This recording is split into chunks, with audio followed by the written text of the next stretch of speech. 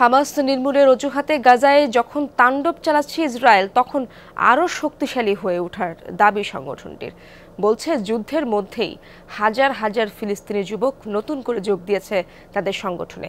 ইসরায়েলের ছোড়া মিসাইল, বোমার ধ্বংসাবশেষ ব্যবহার করে নিজেদের সামরিক সক্ষমতা আরও বাড়ানো হয়েছে বলে দাবি হামাসের।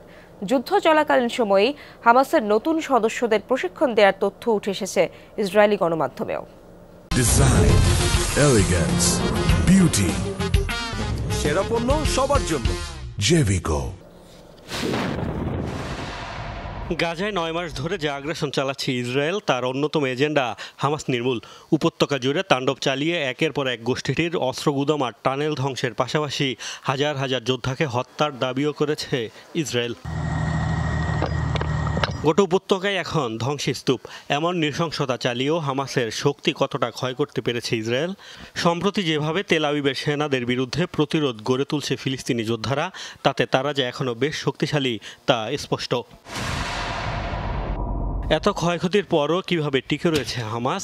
সংগঠনটির দাবি, যুদ্ধ চলাকালীনও হাজার হাজার ফিলিস্তিনি যুবক যোগ দিয়েছে গোষ্ঠীটিতে। সম্প্রতি হামাসের সশস্ত্র শাখা কাশেম ব্রিগেডের মুখপাত্র আবু উবায়দা দাবি করেন, গত 9 মাসে সদস্য সংখ্যা বাড়ানোর পাশাপাশি সামরিক শক্তিও বাড়িয়েছে গোষ্ঠীটি। বিপুল পরিমাণ বিস্ফোরক গোলাবারুদও তৈরি করেছে তারা, যা দিয়ে গড়ে তুলছে শক্ত প্রতিরোধ। যুদ্ধ চলাকালীন আমরা হাজার হাজার নতুন যোদ্ধা নিয়োগে সক্ষম হয়েছি। এছাড়াও আমরা আমাদের সক্ষমতা আরও বাড়িয়েছি। বিস্ফোরক ও গুলি তৈরি, নিত্য নতুন ফাঁদ পাততেও সক্ষম হয়েছি আমরা। শত্রুদের অস্ত্রের ধ্বংসাবশেষও আমরা পুনর্ব্যবহার করছি। গাজায় আগ্রাসন চলাকালীন হামাসের সদস্য সংখ্যা বৃদ্ধির তথ্য উঠে এসেছে জেরুজালেম পোস্ট সহ একাধিক ইসরায়েলি গণমাধ্যমেও। তাদের প্রতিবেদনের তথ্য বলছে, খান ইউনিসে নতুন যোদ্ধাদের প্রশিক্ষণ দিতে ট্রেনিং সেন্টারও খুলেছে হামাস। ধারণা করা হচ্ছে এ কারণে খান ইউনিসে আবারও হামলা জোরদার করেছে ইসরায়েল।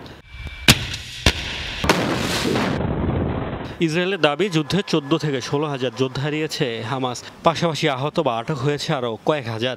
ইসরায়েলি গণমাধ্যমগুলো বলছে, এই শূন্যস্থান পূরণে প্রায় 20,000 যুবককে নতুন সদস্য করেছে গোষ্ঠীটি।